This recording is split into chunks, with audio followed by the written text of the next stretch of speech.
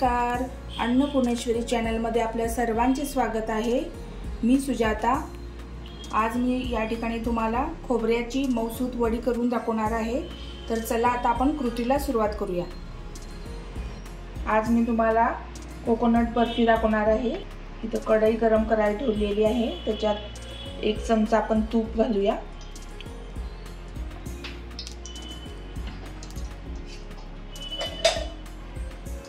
आणि या ठिकाणी मी 2 वाट्या खोबऱ्याचा खीस घेतलेला आहे।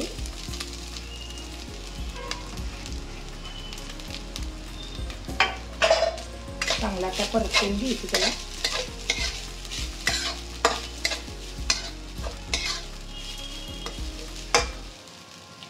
दोन वाट्या आपलं खोबऱ्याचा खीस आहे। तर या ठिकाणी गोडीला कसा हवाय आपल्याला वडी, आता मी 1.5 वाटी घालणार आहे साखर।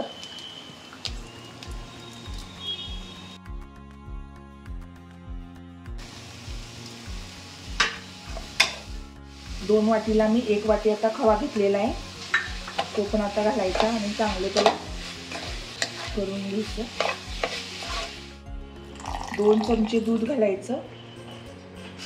ते अगदी मऊ आणि खुसखुशीत होती आपली वडी।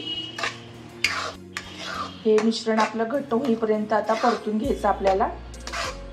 या ठिकाणी बघा आपला आता घट्ट गोळा व्हायला लागलाय, त्याच्यामुळे आपण त्याला आता बंद करूया गॅस।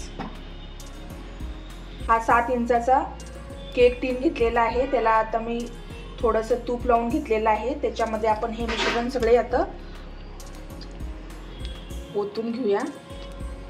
ही वडी सेट करून घेतलेली आहे टीन मध्ये। ही रूम टेम्परेचरलाच ठेवायची आहे। एक थंड होईपर्यंत थोडी ठेवा, जास्त पण थंड नाही करायचं। कोमट असतानाच त्याच्या वड्या पाडून घ्यायच्या।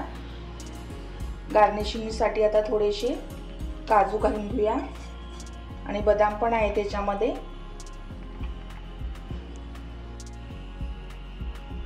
तुम्हाला कुठले आणि ड्रायफ्रूट घालायची हे असेल इच्छा तर ते तुम्ही घालू शकता। असं टॅप करून घ्यायचं थोडं। ही खोबऱ्याची वडी आता आपण थंड करून घेऊया। आणि बघा खोबऱ्याच्या वडीला मी जेवढं माझ्याकडं चांदी वर्क होतं तो लावून घेतलेला आहे। आता आपण वडी कट करून घेऊया। आणि आता मी सुरीला थोडंसं तूप लावून घेतलेलं आहे। आता आपण कट करून घेऊया वड्या।